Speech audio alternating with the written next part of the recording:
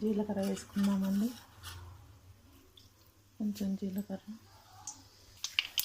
ఆవాలు జీలకర్ర వేసి ఫ్రై అవుతుంది కదండి. ఇప్పుడు మనం ఈ ఆనియన్, కరివేపాకు అన్నీ వేసేసుకుందాము.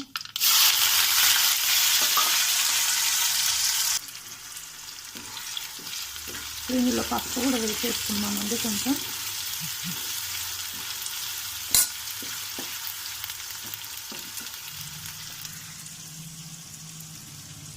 కొద్దిగా పసుపు వేసుకున్నాము. అల్లం వెల్లుల్లి పేస్ట్ కూడా వేసుకుందాము. అల్లం వెల్లుల్లి పేస్ట్ వేసుకుందామండి.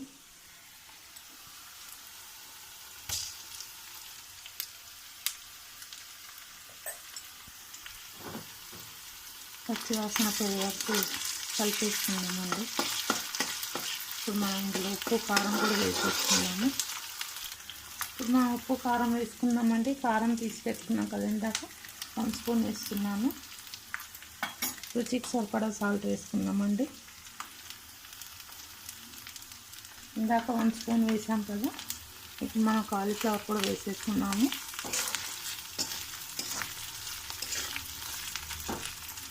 ఇప్పుడు మనం ఈ కాలీఫ్లవర్ అన్నీ వేసేసుకుందామండి.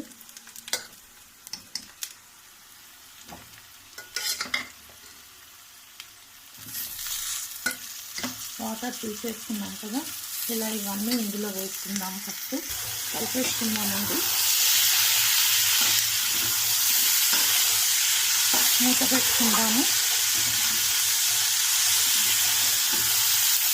చక్కగా ఎన్ని కాలీఫ్లవర్ రెడీ అయిపోతుంది. మూత పెట్టుకున్నామండి. ఒక 7-8 మినిట్స్ పెట్టుకుందాము. ఆల్రెడీ బాయిల్ అయిపోయింది కదా. మూత పెట్టుకుందాము. మూత పెట్టేసుకున్నామండి. చూసారు కదా, 7-8 మినిట్స్ తర్వాత చూద్దామండి. మన కాలీఫ్లవర్ ఎన్ని కాలీఫ్లవర్ రెడీ అండి. మీరు కూడా ఇలానే వెరైటీ డిష్లు చేసి తిని ఎలా ఉందో కామెంట్స్లో చెప్పండి. చాలా టేస్టీగా, చాలా ఎన్నిగా ఫ్రై అయిందండి. చూసారు కదా, చూస్తుంటేనే ఊరిలో వచ్చేస్తున్నాయండి తినేయాలని.